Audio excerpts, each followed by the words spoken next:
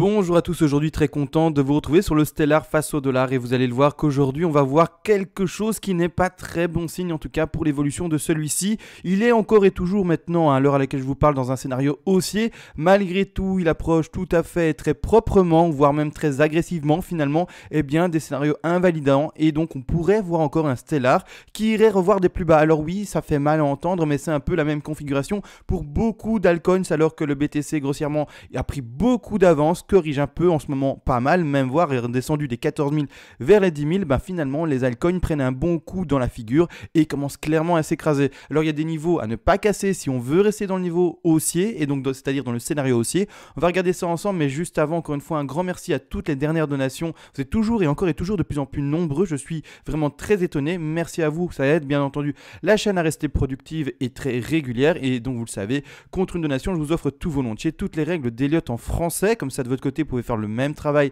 d'analyse des cours avec des projections de cours et de prix et également placer vos stop loss et vos TP selon des niveaux de Fibonacci intéressants. Et en plus de ça, comme aujourd'hui, comme vous le voyez à l'écran, vous pouvez me demander si vous le désirez une analyse à la demande sur n'importe quel actif spéculatif, qu'il soit crypto-monnaie ou pas, et je le ferai le plus rapidement possible. Alors premièrement, là maintenant à l'écran, vous voyez ce qu'on avait fait déjà dans la vidéo précédente, c'est-à-dire qu'on partait potentiellement, comme je vous avais dit, dans un scénario haussier. C'est encore, à l'heure à laquelle je vous parle, potentiellement possible. Malgré tout, on commence maintenant à réellement approcher des niveaux de Fibonacci baissiers de retracement qui ne sont pas bons pour la suite. Donc oui, on peut retrouver des corrections très puissantes. Donc non, ça ne signifie pas d'office un crash à venir et de nouveau des plus bas, mais malgré tout, ce n'est pas une bonne configuration pour une crypto-monnaie, un actif en tout cas plus spéculatif. Et donc c'est pas vraiment...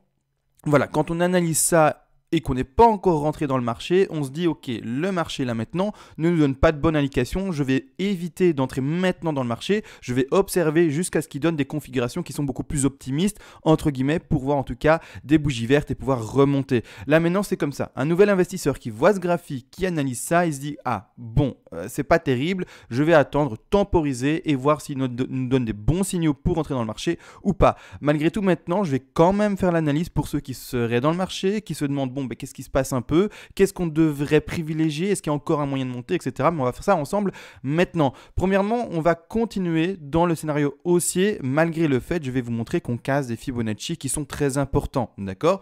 Donc ici, clairement, c'est-à-dire qu'en fin de vidéo, ou en tout cas en seconde partie de vidéo, je vais vous montrer malheureusement le scénario baissier, d'accord? On va en parler. On ne peut pas nier le fait qu'on puisse encore aller voir des plus bas, même si on espère tous, et moi le premier, qu'on soit enfin sorti du marché baissier, d'accord? Mais comme ça, on est averti et au moins on l'a vu. D'accord? Donc ici, premièrement, si on veut continuer dans le marché haussier, je compte ça comme ça. Comme la vidéo précédente, c'est-à-dire qu'il y a de ça 1 mois, 2 mois, je pense que j'avais fait une vidéo grand maximum. On part en 1 en vert, on part en correction en 2, d'accord, en vert. On va monter 3, 4 et 5, d'accord? Donc cette affaire-ci n'est que le sous-décompte de cette grande 3, de cette 4 et de cette 5 dans le scénario où, bien entendu, vous l'avez compris, on serait encore dans le marché haussier déjà maintenant et non plus dans le marché baissier. Donc ici, je vais essayer de le mettre en visible.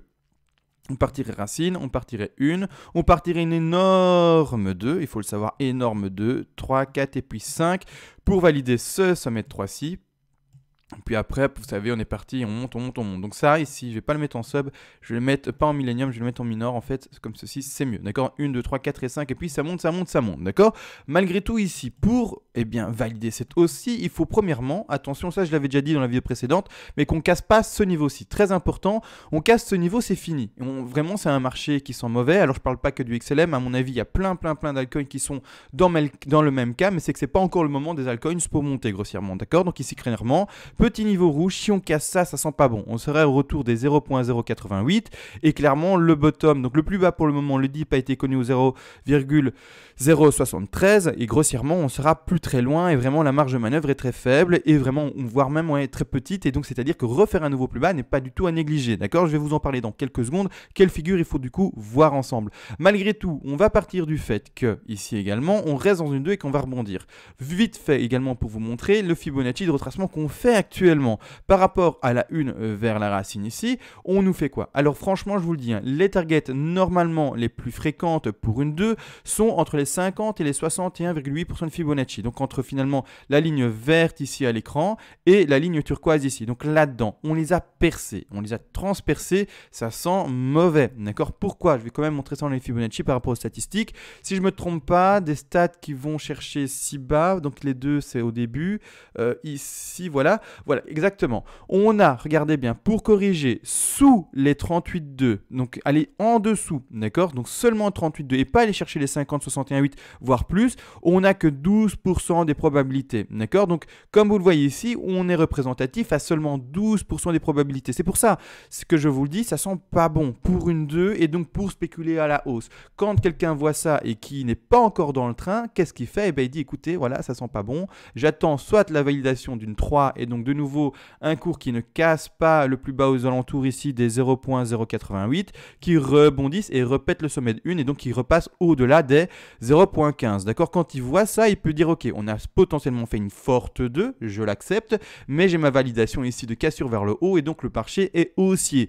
Maintenant, clairement, pour le moment, vous le voyez, on est occupé de tout péter, on n'a toujours pas fait le retournement, donc ceux qui veulent entrer dans le marché et qui n'ont pas encore mis de capitaux, j'insiste, ne rentrez pas maintenant. Même si on dit toujours acheter dans le rouge, c'est vrai, mais là maintenant, personnellement, j'attendrai comme une confirmation parce que malheureusement, le risque c'est quoi? C'est qu'en fait, on continue à baisser et donc se faire piéger. Donc attendez au contraire un rebond potentiel, cassure vers le haut, pour peut-être après attendre une petite, vous voyez un petit creux ici, pour rentrer dans le marché. Mais malgré tout, là clairement, personnellement, si je vois ça à l'écran, et que j'ai pas encore mis un capital, je ne rentre pas dedans. Alors je mets beaucoup l'accent dessus, j'en ai conscience, mais c'est important de le faire pour les personnes qui ne sont pas encore dans le marché, parce qu'il y a des personnes qui malheureusement vont rentrer dedans, alors que les statistiques de hausse, vous l'avez vu, sont à 12%. D'accord? Donc c'est ça qu'il faut comprendre, c'est 12%.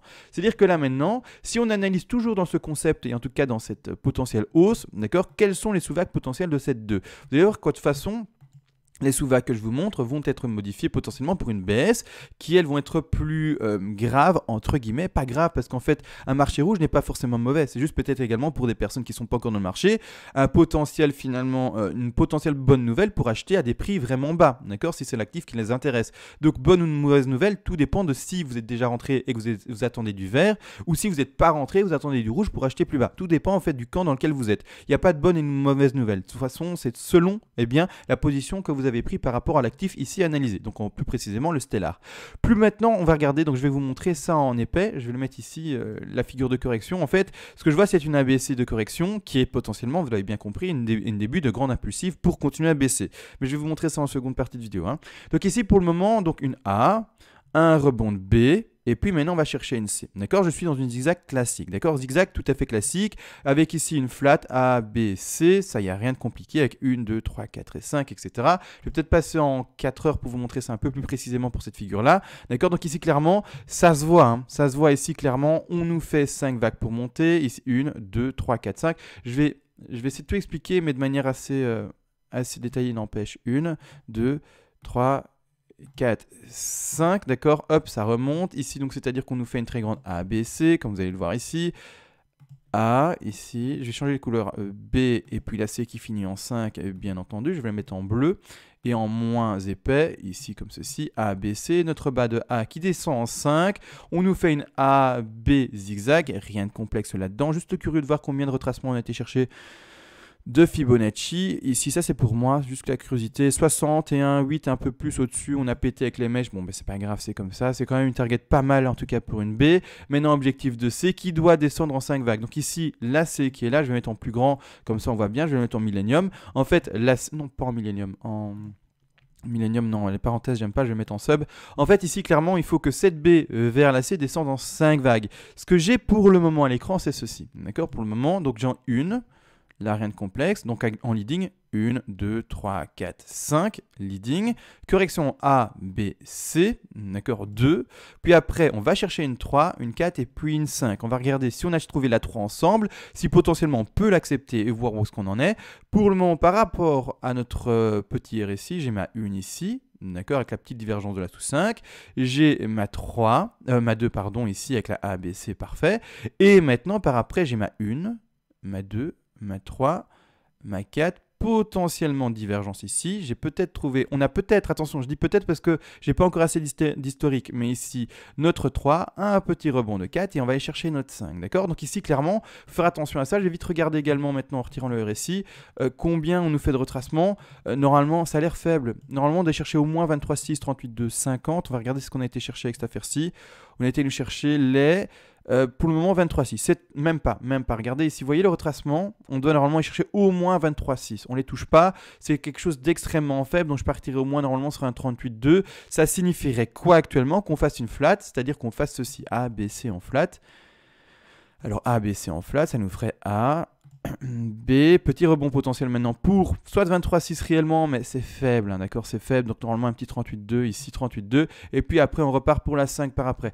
Donc on va, pour le moment d'ailleurs, les projections baissières, on va les spéculer par rapport au haut qu'on connaît maintenant. Je spécule là c'est en haut, mais on va spéculer par rapport à ce qu'on a réellement sur le cours maintenant, c'est-à-dire qu'on va spéculer le sommet de 4 dans cette zone-ci, au 23,6, malgré le fait que pour ma part, j'ai quand même une prédilection pour monter. Malgré tout, je ne lis pas l'avenir, et donc on part sur ce qu'on a pour le moment à l'écran. Donc ici clairement, petit Fibonacci d'extension, je pars donc ici, hop, pardon, comme ceci, au sommet, donc à la racine, je vais au bas de ma 1, je vais au haut de ma 2, je regarde ma 3, 3 extrêmement faible, il faut le savoir, extrêmement faible, on a été seulement chercher les 123% de Fibonacci, si ça c'est bel et bien le bas de la 3, on va par après au bas de la 4 ici, je mets en plus de ça mon Fibo pour bien aller dans la configuration d'une 3 extrêmement faible, les objectifs ici, il faut le comprendre normalement, sont les 61,8, c'est pour ça, je vous le dis, ça sent mauvais, alors voilà, je fais tout pour trouver quelque chose qui cadrerait avec un XLM qui continuerait à monter, mais malgré tout, voilà, ça sent mauvais parce que l'objectif maximal ou plutôt minimal, si je retrouve mes petits rectangles, c'est celui-ci, dans cette configuration-ci, d'accord? Donc c'est celui-ci, d'accord? Donc clairement, donc ici, il y a un petit objectif vert. L'objectif pour cette 5-là, minimum, sont les 61,8, d'accord? Donc ici, vous voyez, ça veut dire qu'on va péter ce sommet de rouge, etc. Donc pour pas aller là-bas en dessous, il faudra vraiment trouver toutes des figures qui sont, comment dire, toutes petites, qui sont atrophiées sur elles-mêmes et qui n'arriveraient pas du tout à leur objectif. C'est pas, encore une fois, ce qu'il faut, comme dit, spéculer. De ce fait, voilà, pour moi, je ne rentrerai pas dans ce marché si je vois maintenant, comme vous voyez ici, en tout cas, l'évolution du cours actuel. Donc clairement, voilà, je ferai très attention pour ma part pour ce marché-ci. D'accord? Donc ici, clairement, maintenant, il faut le comprendre. Si on veut retrouver des points d'achat et tester les points d'achat parce qu'on croit réellement à une hausse continue, il faudra acheter vraiment tout proche ici des 0.088, espérer bien, un rebond. S'il n'y a pas, on se met un stop loss ou en tout cas, on sort du marché dès qu'on repasse en dessous de la ligne rouge ici des 0.088. D'accord? Donc clairement, il faut le comprendre, ça sent pas bon. Et maintenant, en plus de ça, ça veut dire quoi maintenant, je vais enfin montrer.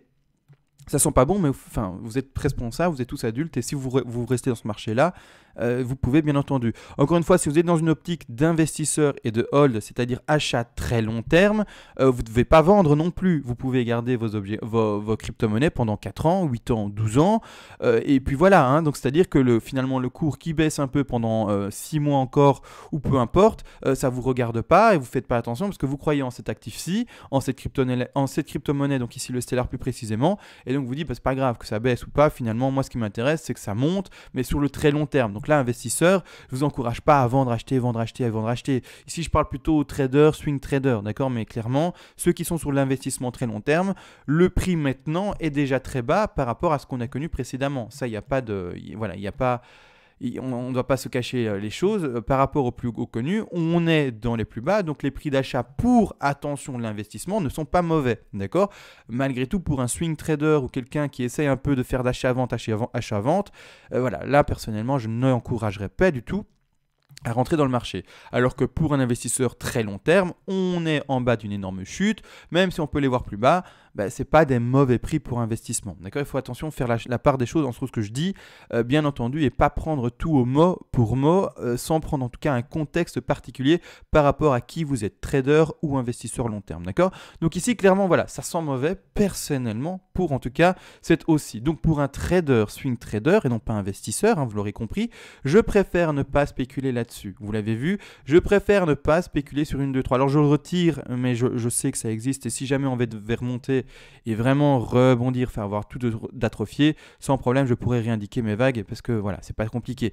Mais malgré tout ici, voilà, moi ce que je vois plutôt, c'est-à-dire qu'on aurait fait plutôt ceci, et ça je pense que j'avais dit dans la vidéo précédente, de toute façon je mets tout le temps en garde, A, donc A, B, C, on corrige, on nous fait notre première vague de C ici et c'est fini. Donc ici je vais le montrer, je vais le mettre en blanche comme ça c'est bien visible, je vais mettre les autres choses en retrait parce que je trouve qu'il y a beaucoup trop de choses à l'écran, je vais le mettre en minuscule.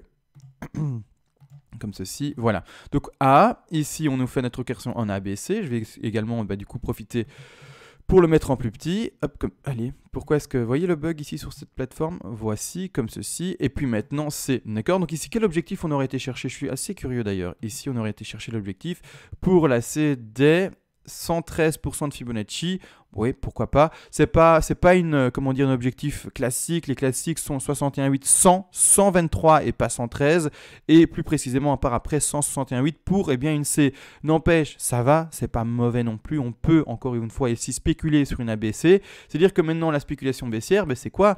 C'est plus cette ABC que vous voyez en rose. D'accord? Mais au contraire, ça partirait comme ceci. Et ça commencerait, encore une fois, une vague impulsive baissière. C'est-à-dire qu'on partirait clairement dans une 1. Je vais mettre les dessins après, parce que je vois qu'ils sont cachés. Une 2, une 3, une 4 et puis une 5. Maintenant, je remontre mes dessins. Je vais les mettre en rose, comme ça on voit que c'est par rapport en tout cas à cet ABC qui ne sera du coup plus cet ABC mais des impulsifs baissières. Et du coup, je vais le mettre en millénium, comme ça on les voit bien.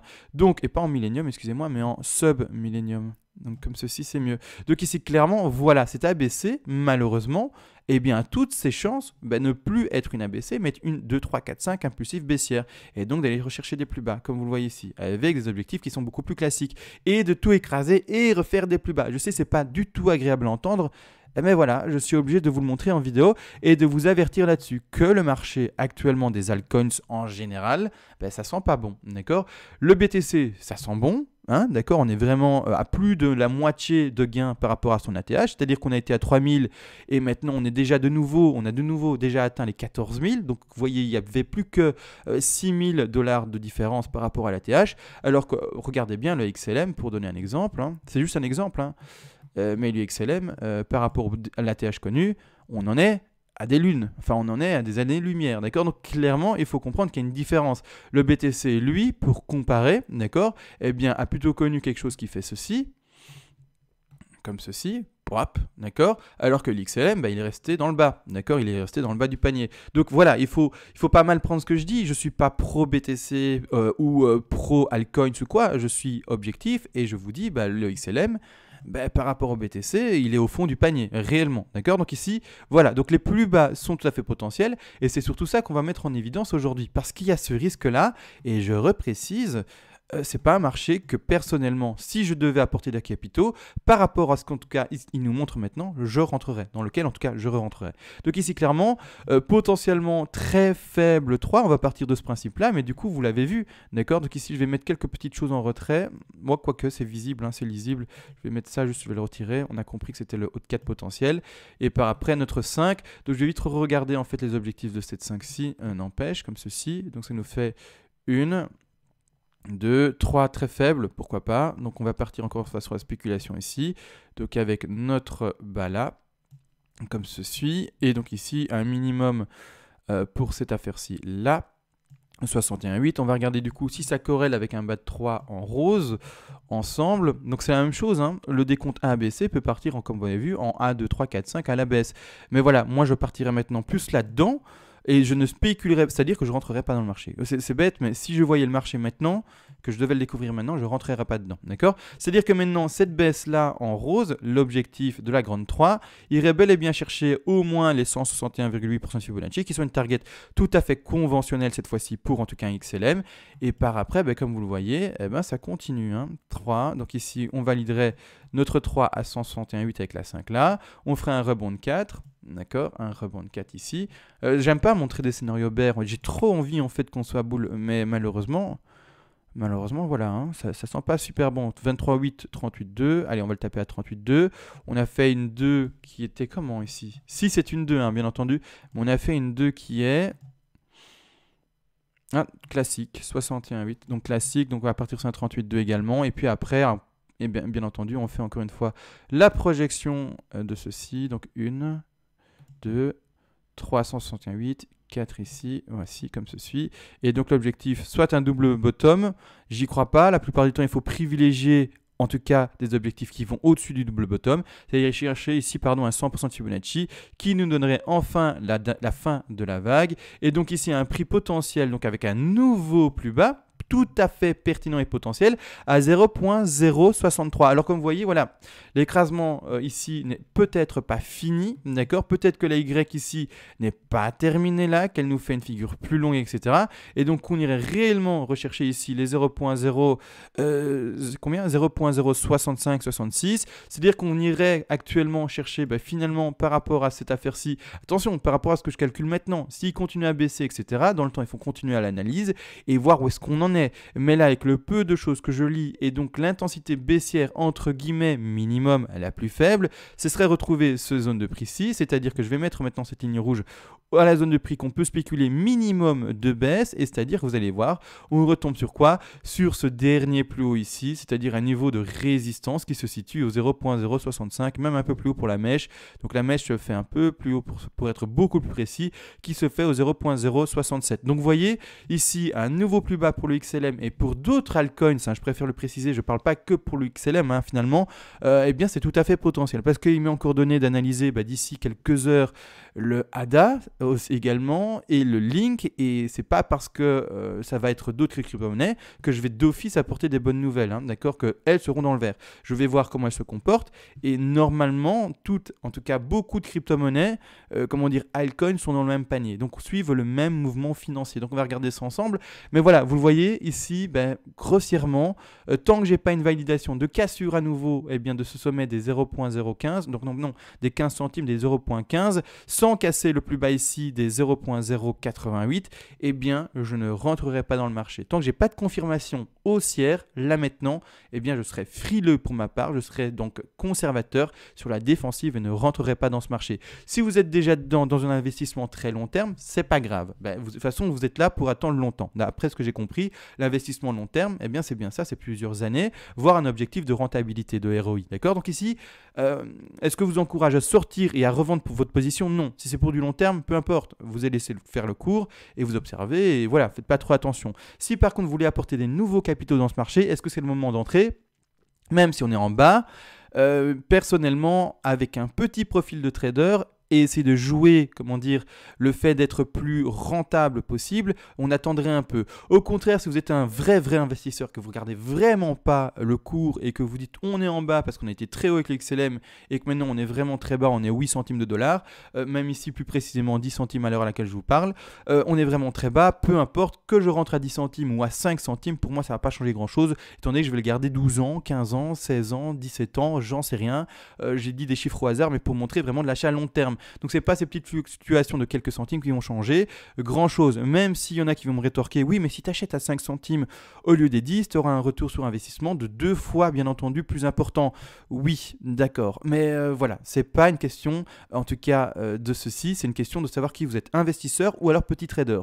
Petit trader, et alors il va avoir cette réflexion que vous avez eue. Un investisseur, il ne l'aura pas. Il dira, moi, 1 x 2 en plus ou pas, rien à faire, je vais le garder tellement longtemps que de toute façon, mon retour sur investissement sera normalement très intéressant. Et c'est pas grave, d'accord? Donc voilà, il faut savoir encore une fois qui vous êtes comme investisseur ou comme trader, d'accord? Donc si on a tout vu grossièrement, malheureusement, ça peut baisser, d'accord? Et personnellement, je ne rentrerai pas dans le marché actuellement, en tout cas avec les figures qui nous montrent. Comme ça, on a tout vu, tout dit. Désolé, ça a l'air un peu pessimiste ce que je dis, mais je suis obligé de vous montrer les statistiques les plus élevées, et bêtement les statistiques les plus élevées c'est qu'on baisse parce qu'on est dans 12% de statistiques pour une BAT2, que les figures que je compte à la baisse sont également assez puissantes, etc., et que j'arrive pas à leur trouver de vrais freins. Alors maintenant, bien entendu, je ne lis pas l'avenir, je préfère le préciser, mais de mon analyse, voilà le résultat que j'en retire. Maintenant, merci encore une fois à cette donation. J'essaie de ne pas faire trop long, mais j'ai l'impression que j'ai parlé 30 minutes voire plus, donc je vais vite mettre court à cette analyse-ci. Merci beaucoup, bien entendu, et on se retrouve d'ici quelques heures. Sur ce, ciao.